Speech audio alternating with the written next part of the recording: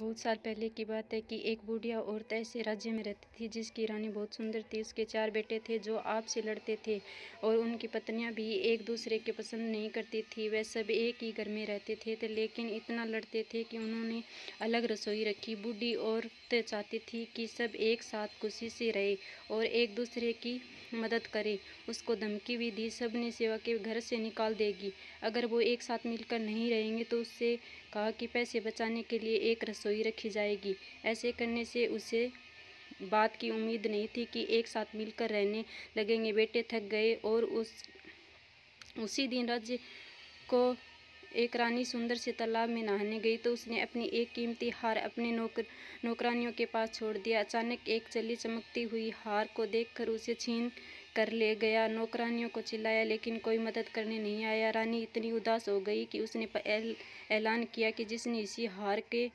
दंड बहुत इनाम मिलेगा।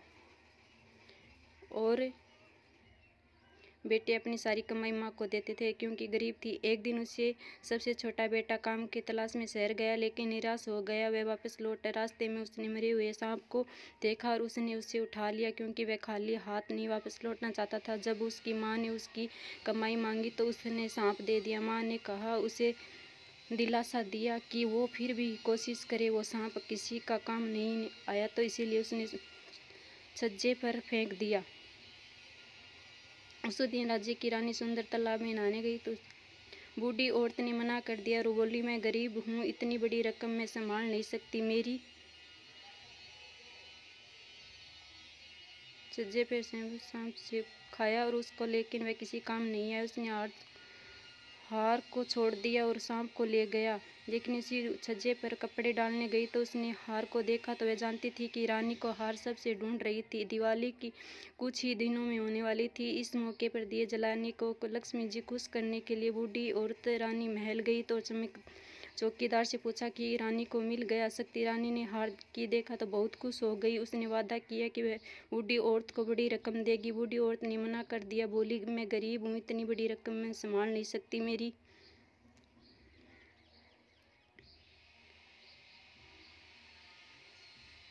इतनी औकात नहीं है। दिए जलाने जाए तो किसी घर में कोई रानी थोड़ा हैरान हो गई लेकिन इतनी खुशी थी कि उसने आदेश दिया कि सिर्फ बूढ़ी औरत के ही घर में दिए जलेंगे। बूढ़ी औरत ने परिवार के घर को एक एक कोना साफ करने को कहा। खूबसूरत फूल से सजाने की भी सबसे साथ मिलकर काम किया और बूढ़ी औरत के पूरे हार दिए जलाए। 12 बजे लक्ष्मी जी आई और चारों तरफ अंधेरा देखकर निराश हो गई। लेकिन उन्होंने बूढ़ी औरत के घर में जलते हुए दिए देखे तो उन्होंने दिया पसंद थे। उन्हें बूढ़ी औरत के दरवाजे पर दस्तक दी और बूढ़ी औरत ने दरवाज़ा खोला और अपने परिवार वालों को लक्ष्मी जी को फूल और मिठाइयों से स्वागत करने के लिए कहा। लक्ष्मी जी खुश हो गई और उन्होंने परिवार को सब कुछ बदले।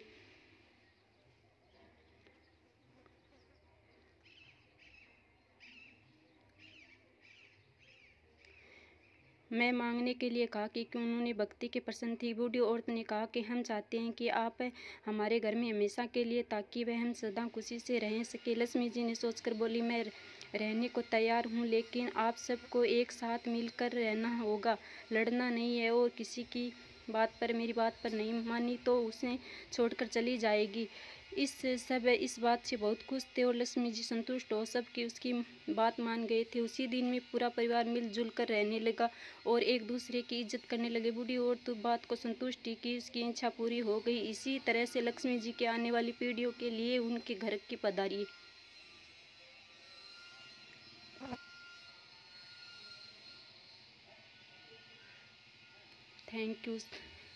Thank you for waiting. आप सब्सक्राइब, लाइक, शेयर करिए। आप सब लोगों को धन्यवाद।